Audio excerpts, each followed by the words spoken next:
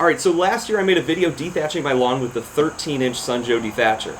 And I was so impressed with the way that it worked and the results that we got and where my lawn was starting to go that this year when I let the lawn go dormant and kind of die out and take a turn for the worse because I was working on some other projects, I wanted to make another dethatching video. But instead of making the same exact video, I decided to buy the new and more powerful 15-inch Sunjoe Dethatcher.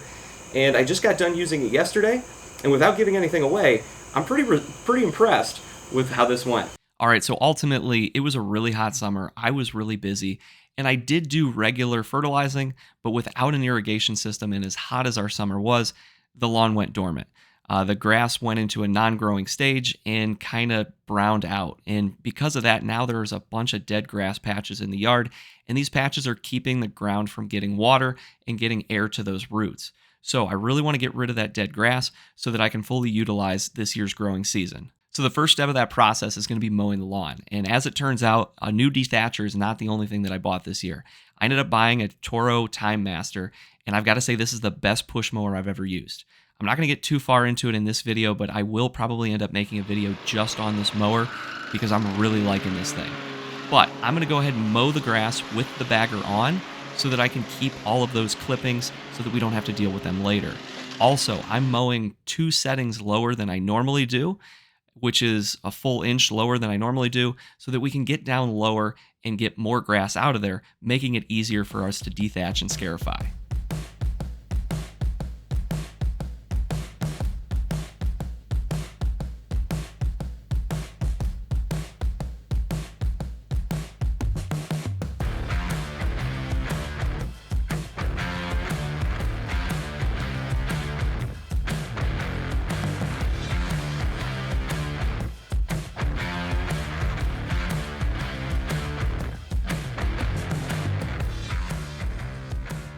Then on to the main part of the project, and I'm starting with the newer 15-inch Sunjoe Dethatcher. I have the power raking attachment already on, and the machine set to the 0 setting, which is the lowest recommended setting for power raking. Then if we look around back, you can see that there's a newer, larger catch basket, but I'm not going to lie, I don't think this thing's big enough, and so we're running without it today. Then as I start using the machine, I did take your comments into consideration from the previous video. I've got all my extension cords nicely organized in a place where I'm not going to have to keep moving them over and over again. But as I start using the machine, I'm walking at a slower than normal pace, slower than I would walk definitely with the lawnmower, and I'm really seeing that this thing is performing just about the same way as the previous one. The machine really does all the work. It's pulling you along. You don't have to push it. It doesn't take a whole lot of effort. I find you actually have to try to hold it back because it wants to go and it wants to pull you along. So it's a very easy machine to use, and it takes very little effort.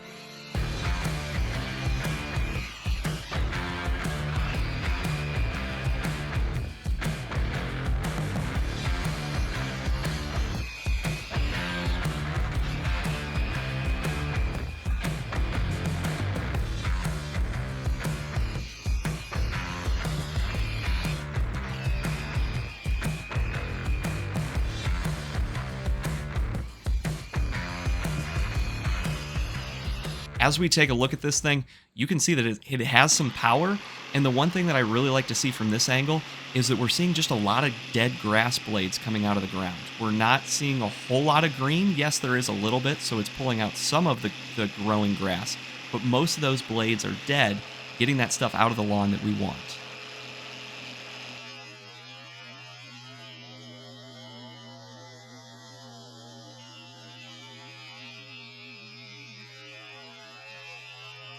Taking a look at the results after a few passes, you can see that there are some clumps that are left at the end because we're not using the bag and it kind of bunches up a little bit. But yet again, looking at that grass, we're seeing a lot of dead blades. And then looking at the ground, it's hard to show on camera, but we're really getting rid of all that dead grass down to the dirt layer. We're not scratching up or getting into the dirt too much, but just pulling everything off from that thatched dirt layer up. Then I kept going.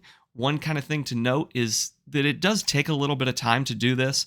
It took me roughly about 8 minutes to mow the grass. It takes about a half hour for me to dethatch that same area.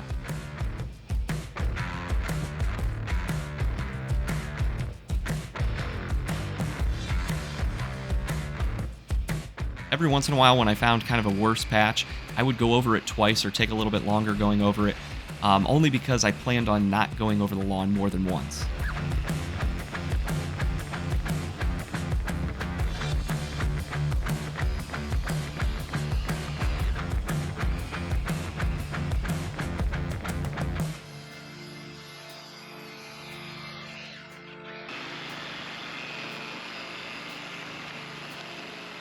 Then to clean up the mess, I got the mower back out and mowed yet again at the same height with the bagger on, and it did a really good job of picking up most of the clippings. I probably got about 85 or 90% of the stuff just mowing the grass, and that's plenty good enough to move on to the scarifying process.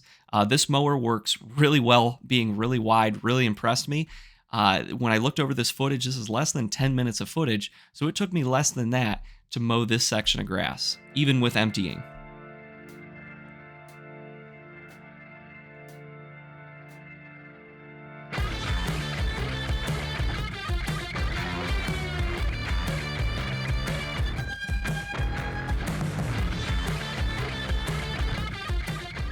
Then another nice thing about both of these Dethatchers, the 13 and the 15, it's really easy to switch from either attachment. Here I'm going from the power rake over to the Scarifier, and all I have to do is take off 2 bolts,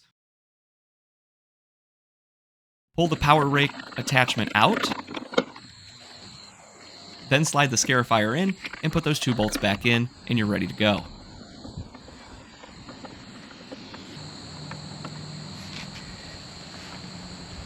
Then using the Scarifier, I'm going in the opposite direction that I power raked in. This is one thing that I always do when I'm mowing the lawn. Going against the grain in a different direction gets a better cut on the grass. In this case, it gets us better coverage and makes sure that we have equal coverage across the entire lawn. And then in using the machine, it feels exactly like you have the power rake on it. It does feel a little bit more aggressive, but it's not any more difficult to use. The machine kind of pulls itself along, and it's really easy to use. It doesn't require much work on your part.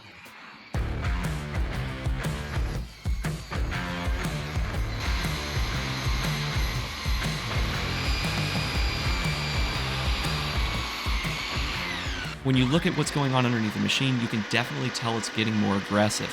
Looking at all the different material that's coming out of this, you're seeing a whole lot more dirt kicked up. And the interesting thing that I thought was in slow motion, you can actually see full pieces of grass, full blades of grass with roots attached to them. So we're really getting down into the soil, getting into that thatch layer, breaking it up, and getting that stuff out of there, which is really cool to see.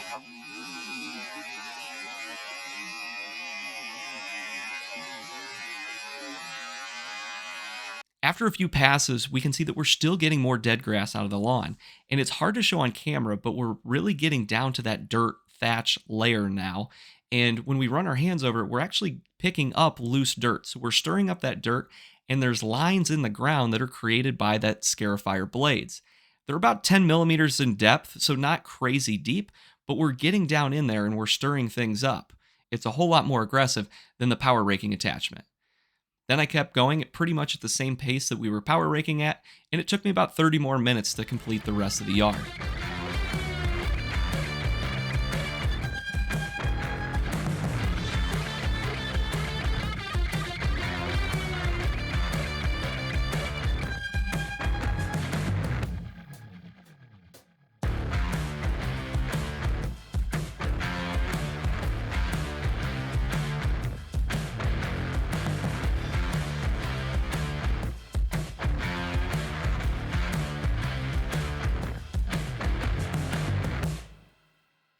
Then to do the final cleanup, I found using a rake or a blower is about the best way to go.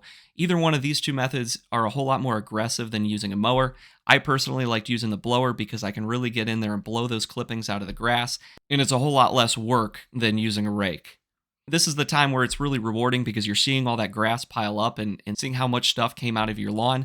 I don't think I got as much this year as I did last year with the 13-inch Dethatcher, but I think that's only because my lawn's just a little bit healthier this year.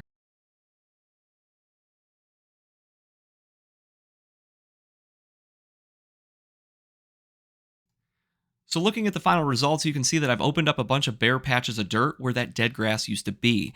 And from my perspective, that's an awesome thing. That means we're ready to move on to the next step. And there's a bunch of different steps. You could rent a core aerator, you could do overseeding. I'm kind of taking the easier route this year, and I'm going to apply this soft soil product. This is basically like a more concentrated version of the baby soap that I put on the lawn last year that did actually give me some good results. But this product is designed to be a liquid aeration product. It's going to soak down into the ground, and it's going to try to break up some of that compaction in my lawn and dissolve some of that waxy coating that might be on the top, keeping water from making it down to the roots. And now that I have everything exposed, I feel like now is a really good time to apply this product. I'm going to go ahead and mix it up in my Ortho sprayer and use the settings on the back of the bottle and apply it equally to the entire lawn. Then the only thing that I'm going to have to do is water it in, but I'm banking on it raining all night tonight, so I think that's going to be taken care of for me.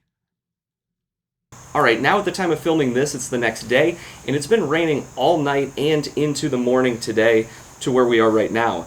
And that's a really good thing because it's starting to kind of water in that product that I sprayed on the lawn, hopefully washing it into the dirt and helping that liquid irrigation process, breaking up and loosening that soil and getting rid of any waxy coating or anything that could be on my soil. The other really nice thing that it's doing is helping to repair or keep the grass less stressed. With the power raking and the scarifying, you're really stressing out your lawn because you're ripping and tearing things up. So watering it is always a good thing to do afterwards to keep that grass healthy and getting water down into that soil. So the question that I am trying to answer with making this entire video is which one of these two is better, 13 or the more powerful and wider 15? And I don't have a great answer to that question. The only thing that I can come up with is whichever one your budget allows you to buy, I think is definitely the way to go. The 13 and the 15, I think they both produce the same exact results in your lawn. The only thing is with the 15, it feels like you're getting a little bit more work done. It's a little bit more powerful, but I think it needs that extra power because the rake and the Scarifier are a little bit bigger. Now there's some other things to consider. When you're looking at these build quality wise, that was a question that I saw coming up in some other videos, and I'll be honest, they are both built amazingly well. Yes, there is a ton of plastic in both of these, but they're put together well. It's a high quality, strong plastic, and it looks like these are going to last for many years to come. The other thing that people were asking about is the basket size. This one technically does have a bigger basket to collect clippings, but I'll be honest, it's still too small. I ditched the basket on both of these when I was using it because I had other ways. Either I was using my lawnmower to pick up the clippings or the dead grass that was coming out of there, or I just used the blower or a rake to rake this stuff up. So that really is a null point. And then one last thing that I'd like to throw out here is this is not a paid sponsorship video by any means. I bought this machine last year and I bought this one this year. Nobody's telling me what to say here. These are just my honest reviews of this product. And I'll be honest with you, I am very happy with both of these and I can highly recommend these because they've worked so well for me. The other reason that I like to recommend these is because I've used rental machines that are similar to the Scarifier and the power rake that come with these, and these get really good results for a plastic machine that you can go buy at a big box store or Amazon. Sometimes when you use those rental machines, they can actually be a little bit too aggressive. The one thing that I really found out about these is they do a really good job doing what you want it to do without going too crazy aggressive. And you have multiple settings so you can dial that in for what you're looking for. And if you want to go crazy aggressive, you can set it down to the lowest setting that they recommend in the manual, obviously, but you can just keep going over it multiple times. Yeah, it's going to take a little bit more time, but I think in the long run, with the amount that these cost, you're going to save yourself money in the long run. And I'm not saying that you need to dethatch your lawn every single year, but I think that these are going to pay for them once you use it more than once or twice. And I also see myself using this for other things. Like last year, I core aerated my lawn, and I had the little core plugs on the ground, and I used the power rake and the bag that it came with actually to scoop up those plugs, and it did a really cool job. It broke them up a little bit, but the big pieces got caught in the bag, and so it worked really well for that as well. So overall, I think these are probably a great tool to have. I wouldn't recommend getting both of them. Like if you already have the 13-inch one, there's probably no reason that you need to upgrade to the 15-inch one unless you want a little bit bigger one like I did. Now, as far as my lawn goes, I waited to do this until the end of summer, right when the temperature started cooling down, because I knew that this process was going to stress the grass out a lot, and you don't want to do that, ideally, in the middle of the summer or the heat. From here, I'm going to wait about 2 weeks or so until we get into the really good growing season of the cool grass of where I live, the perennial rye and the Kentucky bluegrass that's in my yard. Then at that point, the plan, at least anyways, is to go back over the yard at least once or twice with the Scarifier attachment all the way to its lowest setting. And what I'm trying to do is really get down and cut into that thatch layer of the yard, get down into the root system, get some cuts and slits in there. Then I'm going to overseed, get some topsoil of some sort, and spread it over the lawn just to cover it up. Definitely get those bare patches that we've kind of exposed, and then water like crazy in the mornings, trying to get some new grass to grow into those bare spots. So if you're still watching the video at this point, I really appreciate it. And if you would hit the like button, that would be awesome. Throw a comment down below. Let me know what you thought, or maybe some things that I can do better, or just ask some questions. I really like reading through those. And then if you want to see a future video about what ended up happening out with my lawn, either later this year or early next year, or even see some of the other projects that I'm working on back there, or even up here, I'd encourage you to subscribe. But anyway, thanks for watching, and I hope to see you in another video.